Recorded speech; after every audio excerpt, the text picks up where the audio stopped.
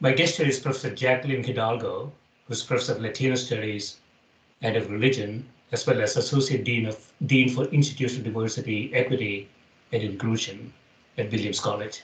Welcome, Jackie. Hi, glad to be here. Thanks for inviting me. Yeah, thanks for doing this. So I want to start with one of your blog entries, the Bible as a text of migration. You say the Bible registers the stories of and cultural traditions around different migrants in human history.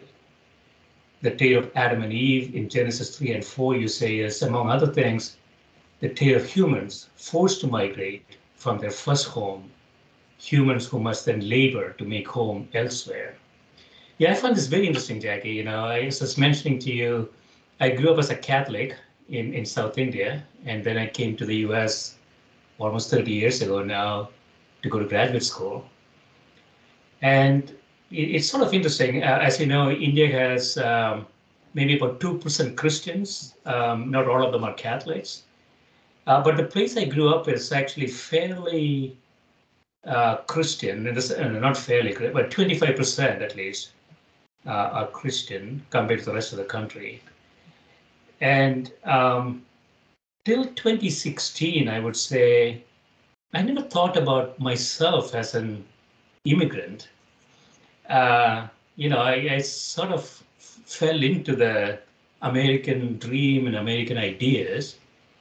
I had a host family when I came to Chicago from South India, and I was, sort of well aligned with American ideas. But 2016 changed quite a few things for me. And so now I'm start to wonder who I really am in the US after 30 years. So let's talk a little bit about the Bible. So by the way, I'm an agnostic, so I'm not an expert on Bible. I'm not an expert on any any spiritual scriptures or anything. But I found the idea to be quite interesting. So let's think about Bible as a text of migration. So what do you mean? Yeah, and I'll say a couple of things in a general way, and then I want to return to what about 2016 mattered for you, because I think it's a little bit relevant to how I switched gears in my own thinking about the Bible. Um, I am a student of scriptures as a phenomenon in human life. I have a particular focus on Christian Bibles in Latino communities, but not just Christian Bibles. Actually, I'm also interested in other texts and traditions that are mobilized as scriptures in Latinx communities, and just sort of understanding better what are these things? How do people engage with them? And I'd say that partially by looking at the Bible as a text of migration, I am trying to do two things. I'm trying to help people sort of see the Bible a little bit differently, right? And that's to put a sort of central focus on the people in relationship to the Bible, the relationship that people have with the Bible. What is going on with it? How has it been used? But I also am trying to intervene in a discourse at the time, which had become quite politically charged, under the administration of President Trump, for instance. And one of the things I reference in that blog post, at the time, Attorney General Jeff Sessions had cited the Bible, Romans 13, as justification for pretty repressive deportation policies, family separation at the border, incarceration of migrant children and other migrants at the border. And I was also trying to shed a light on, well, actually, what happens if we don't see that text from the perspective of people who feel settled in place, but actually see the Bible instead as a product of human migrations? And I think, asking that question, and there's been a lot of work done in different ways, it allows you to see that there are so many literary representations of migration within the Bible itself, and a diverse array of representations. And I can talk more about that. There's not one representation. One example is, as I said, you can view Adam and Eve as a pair of humans who are expelled by a governing authority and are forced to migrate and forced to make home outside of what had been their homeland, which is now blocked off from them by an armed guard. So that's certainly one narrative, but there are many different others in many different forms. Another way of looking at the Bible as a text of migration, though, is not only to think about the literary representations within the text and how we might read them differently. It's also to think about how that collection of texts that we think of as the Bible came to be. And that's to say that why do we even have this thing that we call the Bible? Why do these texts exist? To some extent, and in a very fundamental way, the earliest collecting of these texts into a sort of collection of writings that starts to circulate is really done when you're talking about peoples who have been exiled, who have been forcibly moved from their homeland under the Babylonian Empire in around 586 BCE, and for 50 years are made to live in exile in Babylon and away from Jerusalem and what had been the kingdom of Judah. And following that conquest, they really start to consolidate traditions that may have been oral traditions, and they start to consolidate them within what we might call anthologies. And there's been a lot of work in Jewish tradition, especially on this notion of the anthological imagination and how important it is to the formation of Jewish texts, not only what we think of as the part of the Bible that's the Jewish Bible, but also the Talmud, lots of traditions of interpretation that are really put together for a people who are now living in diaspora. Some people in the homeland, some people outside of it. How do you create a community that no longer shares the same place, but is sharing a broader sense of place as part of identity? And you see that as being part of how what we think of as the Bible getting formed. And that's the sort of Jewish side of it. And this term is very fraught. When is something Jewish? When does something become what we think of as Jewish? But I'm going to bracket that as a historical problem for others. These are certainly the texts we associate with our contemporary Jewish traditions. But what we think of also as early Jewish communities who become in their legacy Christian, they also start playing with the scriptural traditions, with these narratives of migration. And they also, to some extent, get formed in the midst of a different kind of diasporic crisis. And that's especially the one that falls after the destruction of the Second Temple in Jerusalem under the Roman Empire in 70 CE. And the really transformative effect that had on Jewish traditions, including what would become what we think of as the Christian tradition. And so that's sort of one set of it. And then another thing that I would sort of chart out is that when we see what we think of as the kind of Western Christian Bible form, it's after Christianity becomes the religion of the Roman Empire. And so the Ethiopic church, for instance, has its own Bible that has different texts that are not the same as the Western Bible, because that tradition was never under the Roman imperial dominion and sort of control. But under the Roman Empire, and at this point, we're talking about like a real migrating of the tradition around in a different venue, there becomes a greater concern for how to control the diversity of what had been early Christian traditions. And so you think of the Bible then as a different kind of conglomeration for a migrating population, no longer just one escaping an oppressive regime, but now a population that migrates as part of imperial demand and seeks to control the diversity that falls within this Bible. And so I think it's important to think about the tension of these sort of different histories that shape what we think of as the Bible. The other way that I think it's important to think about the Bible and how it comes to be the Bible we have is that it's not just about how it gets formed in the ancient world. It's also about the legacy of what we think about it and how we interact with it in the present. And there's no unthinking or escaping the history of this Bible as a Bible that has been broadly brought to the world through imperialism, and especially through Western European imperialism. And there's not really a way of escaping that history. But I think it's important to think about those people were also themselves migrants, especially for those of us who live in the Americas. The people of European descent here, their ancestors were migrants to this hemisphere. They brought those traditions with them. And when they did so, they ended up also making it so that a variety of peoples engage with this biblical tradition and remake what we mean by Bible, because it is now in the hands of many different peoples, and how they engage with the Bible transforms what we think we mean by it.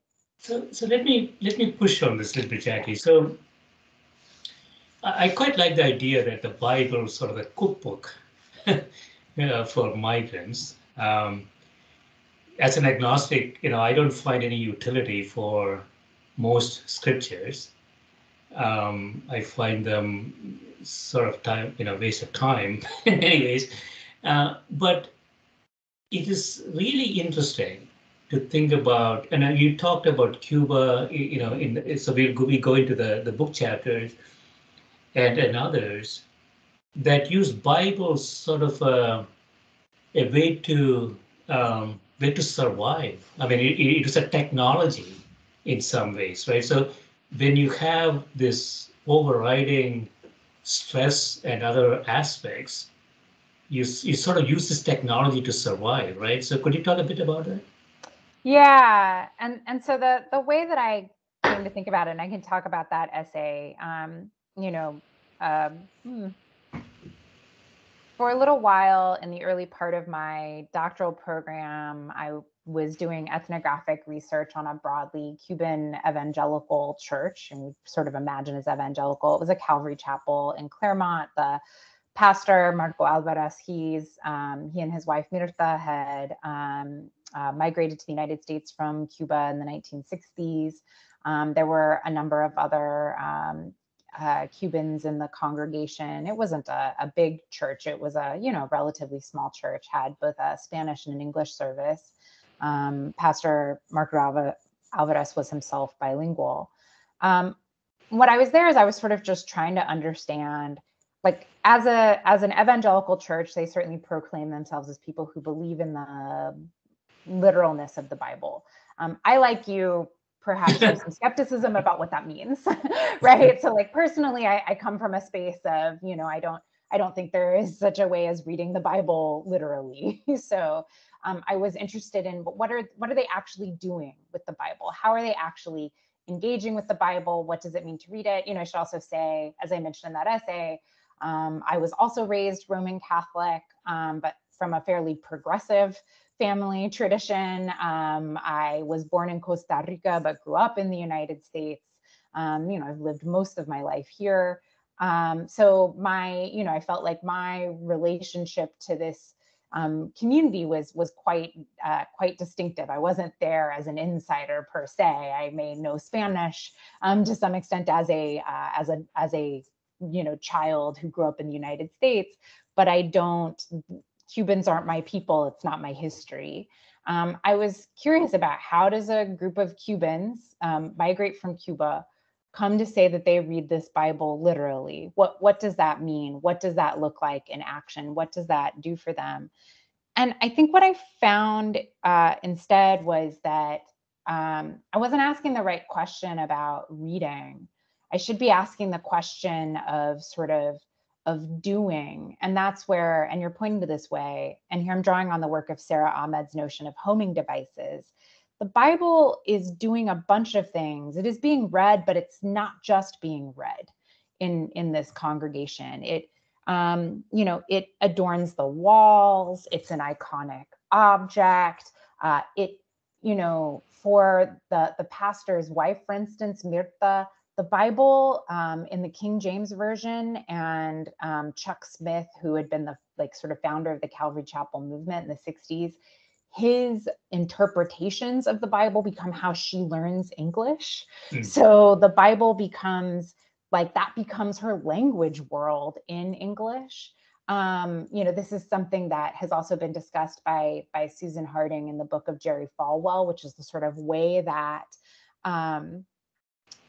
in the engagement with the Bible, people come to sort of read themselves in and through these biblical stories and traditions. It becomes a language world through which they differentiate themselves from the outside world. They set the boundaries of their interior world. And what I found was really essential in those boundaries were discourses of home and citizenship. And so even though they're really focused on the language of the Bible and the stories of the Bible, they're emphasizing different ways of talking about the home, both the domestic home, but also the national home. And they're emphasizing this discourse of being citizens of heaven, of their citizenship and their belonging really being located in another world. And the Bible is the sort of object through which they have access to that other world and to that otherworldly belonging. And so it's not simply about what the Bible means. It's also about what it does for them and how it allows them to create home. Yeah. So, I mean, I don't have any strong views on this, Jackie, but I want to get your perspective on this. So, Homo sapiens set off, let's say, 200,000 years ago from Africa. We have spread all around the world, and we created a lot of different religions and a lot of scriptures and so on. But from a really fundamental perspective, one could probably prove that none of these things have any sort of objective value, but then they have significant subjective value. I think that's what you're arguing, right? So a migrant coming, say, from Costa Rica or Mexico into the US, these technologies actually has quite a bit of value for them. But on the downside, though, if you believe that 8 billion people are all genetically very similar, there is no reason for religions or countries or cultures, then these segmentation schemes, I mean, I call religion sort of a segmentation scheme, right? Somebody is taking advantage of this. Not the migrants, but we had a president in 2016 who took advantage of this. So it has a downside, doesn't it? Yeah. So this is where I want to go back, and I want to maybe think about two different things. And I want to go back to, I think this is what you're referencing. What happened in 2016 for you that transformed your perspective on yourself, that you were suddenly like, oh, I'm also a migrant? What happened? So. Yeah, it's a very interesting thing. I mean,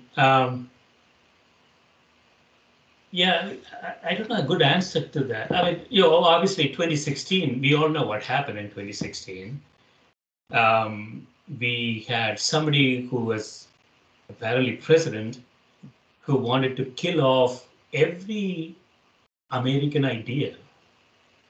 Every American idea, almost, right? And that was a shock but only half the country though. So this is what I want to sort of ask you. Half the country is ready to bring the guy back in 2024. They're absolutely ready. And so the quiet thoughts that we have are not necessarily that good, because the thoughts were not quiet anymore. Half the country could actually shout now, right? After 2016, they were just thinking it before. Now they can talk about it in plain English. So that's a big change for me. Yeah. No, I asked that because I'd say, like I said, I think it changed the tactics I feel I was employing and what I thought I was doing as well. Because watching the sort of very kind of, I don't know, just naked use of power, the sort of the normal adornments that might have surrounded previous public uses of the Bible and previous public behavior around a very kind of xenophobic white nationalism. Like that mask fell off in a lot of ways. And I'd say that, one of the major things that drew me into this study was actually having spent my teenage years in Kansas City, Catholic in background, but in a landscape that was dominated by white evangelicals and, being ethnically Latina in that landscape, and really trying to understand the ways that religion and race were seemingly intertwined in that context. And I was really trying to understand how did this happen? And that drew me to the work of, eventually over time through college and then my master's program, into the work of Vincent Wimbush. And one of the things that he really thinks about in a big way is he isn't just interested in the Bible. And that's why I said I'm a student of scriptures. Like, he's not just interested. He thinks of the Bible as a kind of prime object to focus on. We're in this context. It makes a good object to focus on. But he's really interested in this thing that are called scriptures, which is really about trying to understand how people decide what is going to be the thing that we segment off as sacred, that we all decide that we share and we refer to and we mediate authority in relationship to this thing. And then what are the rules that we kind of set up to govern that, right? And that's the sort of set of questions. So you can take the Bible as an example of that. You can think about like how is it that we've decided that this particular collection of stories, this medium of writing and this way of relating to it that we see in churches, how does that come to have more authority than anything else? What are the rules that sort of dictate that decision? But you can also think about like what are the ways that the US Constitution operates as scriptures? Like, what are the ways that, and here I'm thinking of the work of another scholar, James Watts, who talks about how scriptures tend to operate in 3 dimensions, right? Only one of those dimensions is semantic. So that's where you think of as the sort of meaning dimension, where people bicker over meaning. In the case of the Constitution, you could think especially of the judiciary branch, the sort of like the Supreme Court being the ultimate invested, authorized interpreters of the semantic meaning that we sort of, what they say is the end. But there's also the iconic dimension and the performative dimension. And you can kind of think of like the iconic dimension of the Constitution. There is a temple in the National Archives that you can go to see the Constitution on display. And then in terms of the performative dimension, you can think about, this is something that happens in Williamstown on July 4th, readings from the different founding documents, the Declaration of Independence, as well as the preamble to the Constitution, and how they sort of get ritually performed in public in different ways. I like to joke with people that the Constitution is scripture because people like to claim that it justifies their views on things without actually having read it. So they misquote it, but that's how it's operating as scripture, is because they use it to claim authority for their point of view, even if they don't necessarily know what it means. It holds a sort of authorizing power. And that's a sort of way of thinking about what scriptures are. And in that way, it isn't necessarily that it's this sort of sacred text, but it is about what have a certain group of people decided is the thing that we locate authority external to ourselves in. and that we locate a means of adjudicating who has authority and on what terms to make decisions about who's inside and who's outside of a community, who has power to do certain things within the community. And how do we make that decision about something that is beyond ourselves? And so that was really what had initially drawn me in, was sort of those questions. But when I saw, any number of things, both in the run up to the election in 2016, as well as things that happened in the years since, it made me think about the kind of different layers at which, as a student of scriptures and human life, I need to be writing and talking to people, and the different things I want to try to help them to think about in terms of human history. Because how do you work with people who have decided that they've invested authority in a set of texts that are maybe not the texts I would prefer to invest authority in, for a whole host of reasons? So let me ask you this, Jackie. So suppose I think about this sort of in a three-dimensional space: race on x-axis, religion on y-axis. And on the z-axis, I have such a political system, democracy, autocracy, religiocracy. I don't know what to call. I mean, I'm coming from a country that is sort of, it's now in the midst of some sort of religiocracy. I don't know what to call, how to think about it. I mean, it was very secular when it started off in 1947. It's not at all secular anymore. So we have three things here. So religion, race, and political system. And I was telling somebody the other day that I believe that religion is incompatible with democracy. And I think the founders of the US had this inkling. I mean, we sort of separated the state and the church, but it's not the case for most of the democracies. It's sort of driven by religion. So how can you have a democracy with religion driving it? I mean, is it possible? I mean, I think that that's a really great and challenging question for our time. And if I had a good answer for you, I think there's a lot I could solve. Like, if there was a really good answer.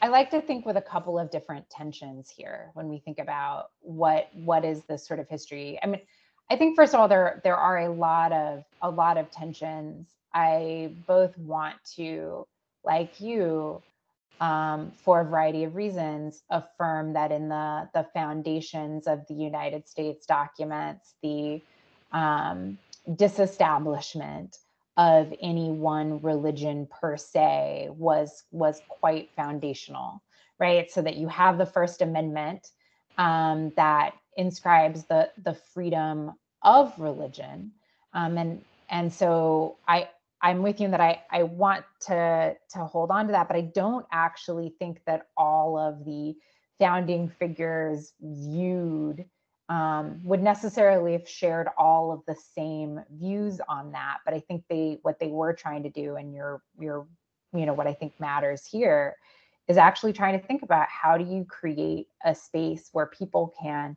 belong together without belonging to the same church. What does that mean? How do you create that? And I think that is a problem that we're still grappling with.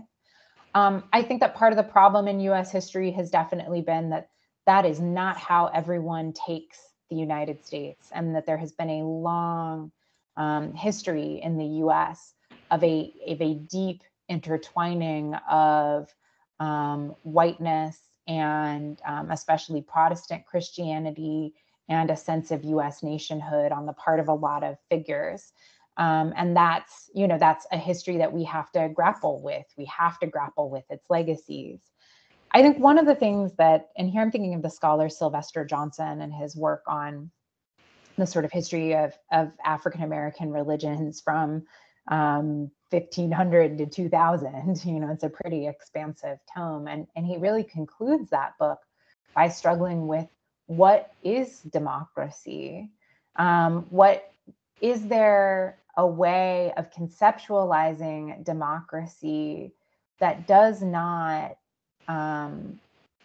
require there be a people included on the basis of peoples excluded?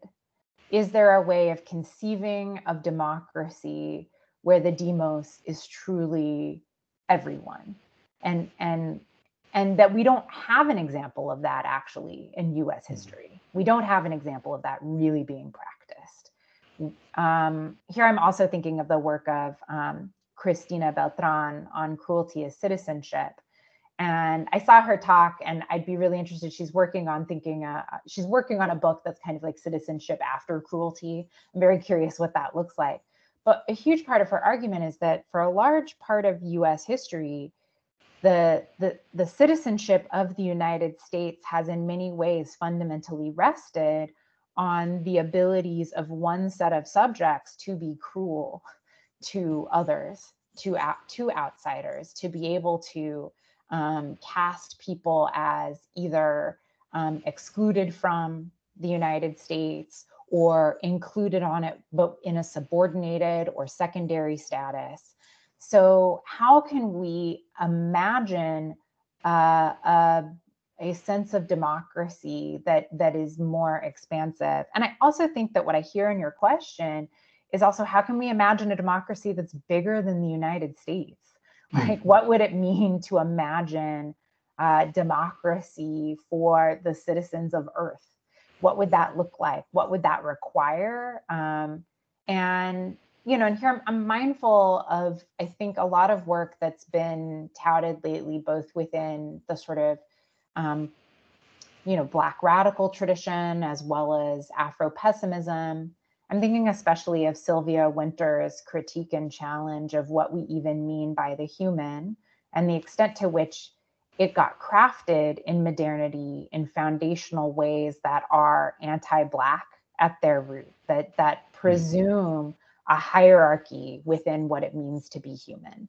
And so the challenge is, how do we reconfigure that for our present moment? Yeah, so Jackie, I sometimes feel the surface features that everybody sees, it's not as deep as religion and race, maybe. I had one of your colleagues on, and was telling me there was a Japanese guy trying to get a U.S. citizenship in the 1920s. And the Supreme Court said, "You're not Anglo-Saxon, you cannot come in." There was an Indian guy who was trying to get a U.S. citizenship.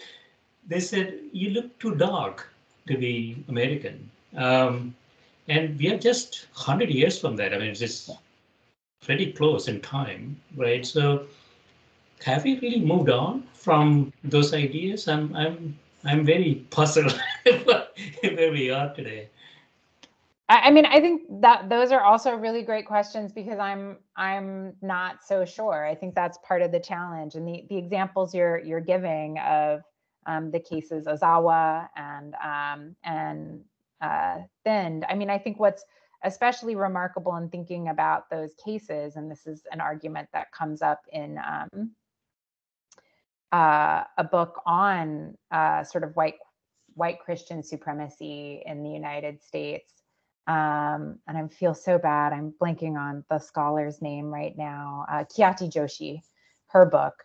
One of the things that she thinks is worth highlighting is the intertwining in those cases of, that's both a matter of what we think of as racial difference based on features and religious difference. It is this intertwining of these differences that are being associated with a difference that is both religious and racial. And one of the things that Johnson argues in his book on African American religions is that as the category of religion really emerges in modernity, and that's really it. We don't have a category that's quite like what we mean by religion prior to modernity. And even then, it's always a kind of shifting category. But it really emerges in tandem and in the midst of the colonization of the New World, of European imperial encounters with other communities and other contexts.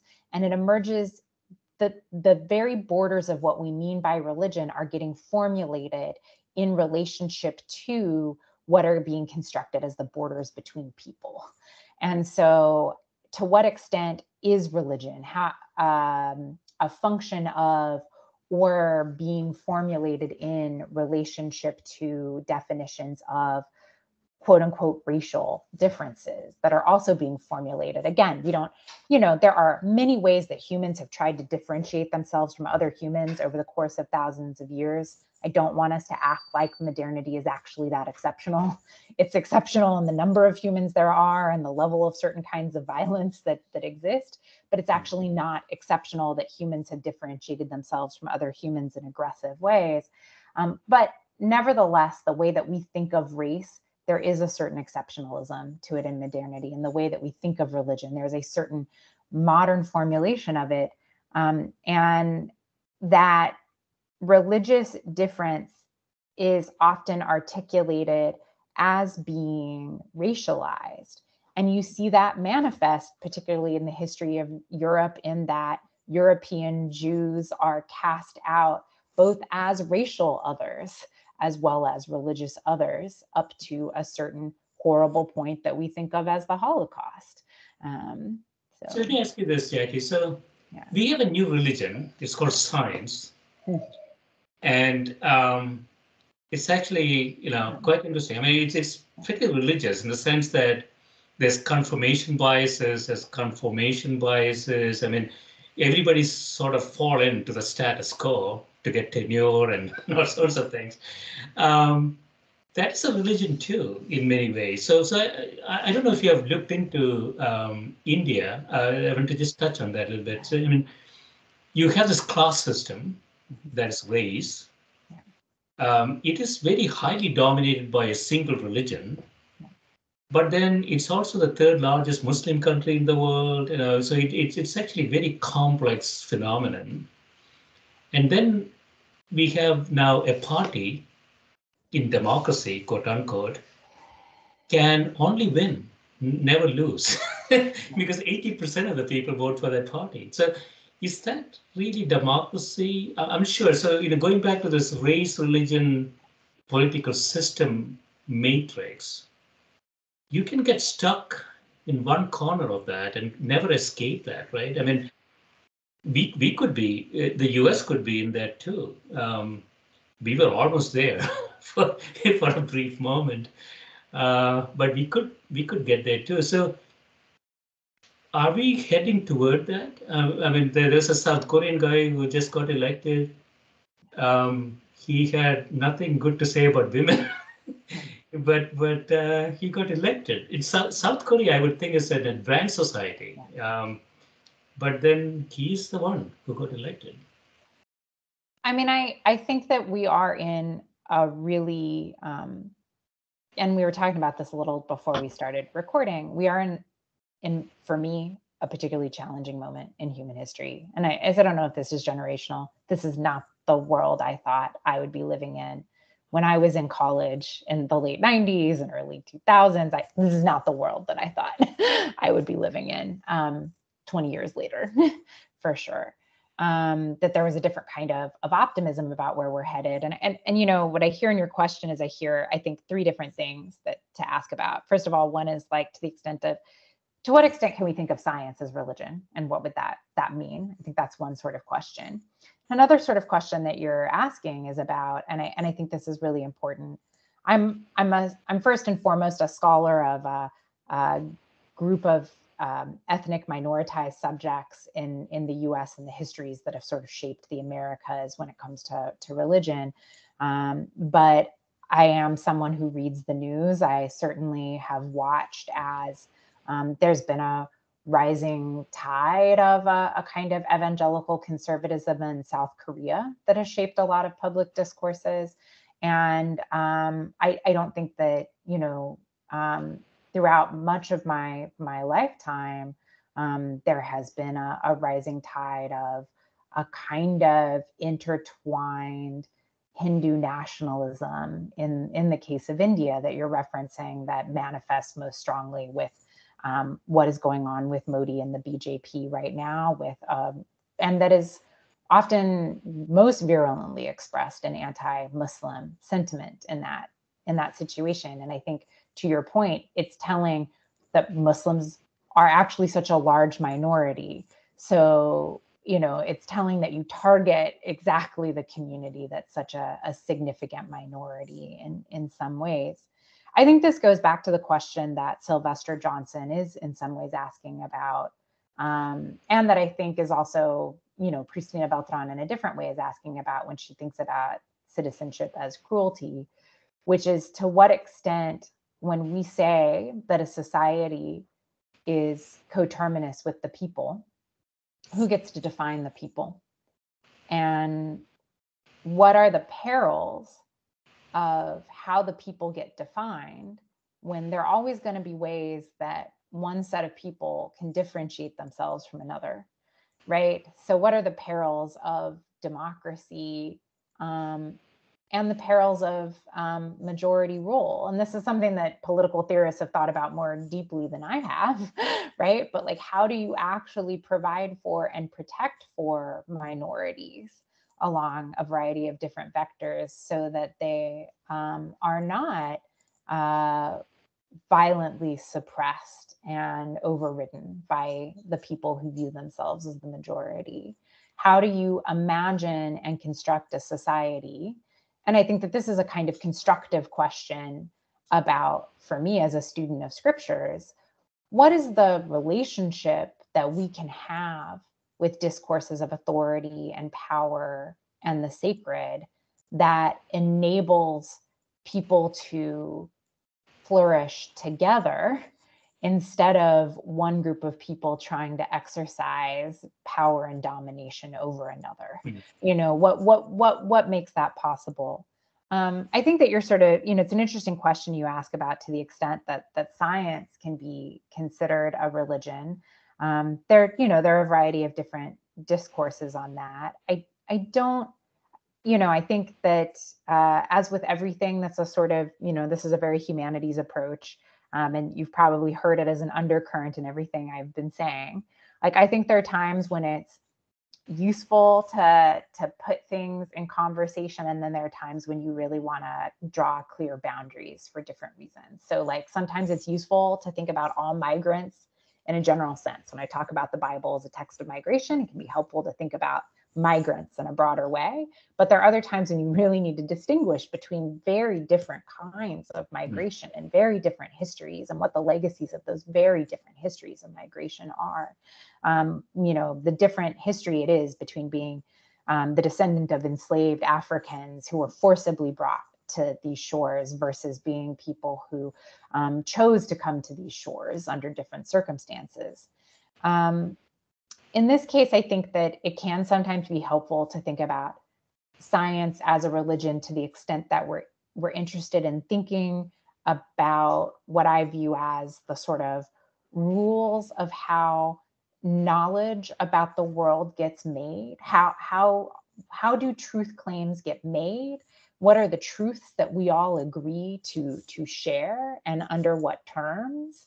What are the methods for adjudicating those truths? What are the methods that we can agree to share in adjudicating those truths? So to that extent, it's helpful. But in another way, it also poses a challenge that I think we're seeing, which is when we sort of think about science or anything, if anything can be religion, then also in another way, how do we decide what kind of discourse we might appeal to that is bigger than the things that divide us? And I think that some of the ambitions, perhaps in a project that we might describe as scientific, is precisely trying to maybe not give all the truths with a capital T, but trying to find a way to make certain claims that we can come to agree on, even if there are other epistemological orientations we don't share, even if there are other frameworks we don't share, other things that differentiate us. And I think that this is the huge challenge that humans are confronting right now, because part of what you're pointing to when you raised earlier the specter of the, the 70 plus million people who voted for Donald Trump in 2020 versus the more people who didn't. But part of what separates a portion of that 70 plus million people are exactly the sources that they trust for truth and the means of adjudicating them. And there are very real ways in which we might think we don't actually necessarily occupy a completely shared reality anymore. And so what do you do? How do you build bridges? And how do you find a way to have people govern each other when they are no longer appealing to quite the same sources of truth and the ways of adjudicating them? So let me ask you this, Jackie, in conclusion. So if you have a blank sheet of paper and you want to design a society, but you can't avoid initial conditions. And we have 8 billion people, and you know how they sort of span 200 different countries. I don't know how many different religions. I don't really keep track of them. And different economic status, different educational status. We had a president who said, I was given a few $1 million and look what I have accomplished. And he had absolutely no clue how the world works. So given those initial conditions as sort of constraints on this blank sheet of paper, how would you design? I mean, what would be the society that you will design? How will it work? So I'm going to turn that around and say that it's actually fundamentally not something I could design on my own. Right. And to some extent, I'm going to say this, that there's not, if there's one lesson I feel I've really taken from the study of what we mean by the Bible, the study of scriptures, I think that one of the and the moment we live in, I think one of the most dangerous things that we've had to deal with in human history is actually epistemological arrogance. That's actually the assumption that any one individual or any one set of individuals coming from one context can articulate a good plan for everyone. So in terms of like my ideal world, that plan has to be articulated by a variety of people coming from a variety of different contexts. And they have to find a way to be in conversation and work together on designing a rubric that allows people to challenge each other. And this is where maybe, right, I still want to hold out some hope for the things that we think of as science, because at its best, not at its worst, there are lots of bad things that science has done, but at its best, it holds out a framework through which people can challenge each other and through which people practice an epistemic humility, a sense that I actually don't know everything. And I am quite probably wrong about many things, and other people coming from other approaches might help me see something I can't see myself.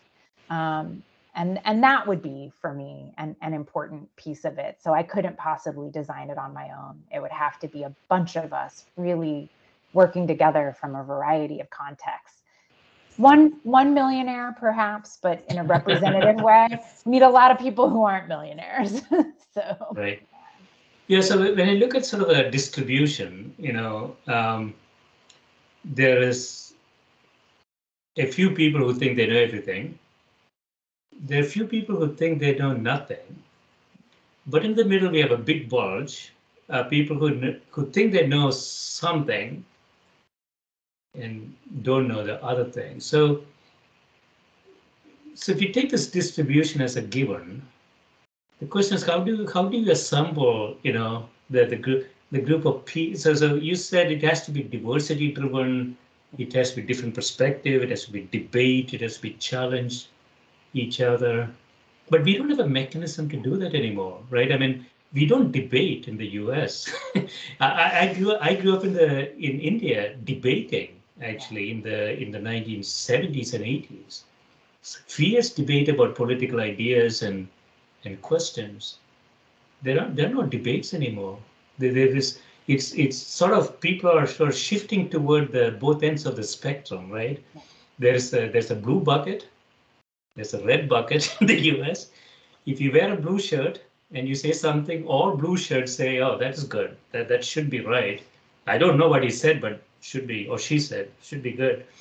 And the red shirt says something and say, "Oh, yeah, that should be right." That's where we are. We don't really have a middle. Right? Where are we?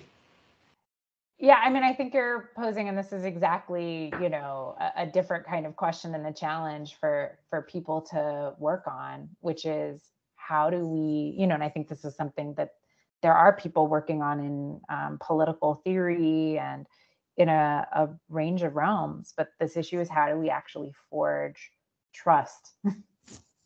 How do we forge a broader sense of communal trust? And how do we get a large number of people together to make a change, right? So Yeah. Yeah. excellent. Yeah, this has been great, Jackie. Thanks so much for spending time with me. No, thank you. I mean, it's been wide ranging, but I appreciated the chance to really stretch beyond some of my own comfort zone, but also to just think with someone else about some of the biggest challenges we're facing right now. So thank you. Thanks so much. Yeah, Thank you. take care.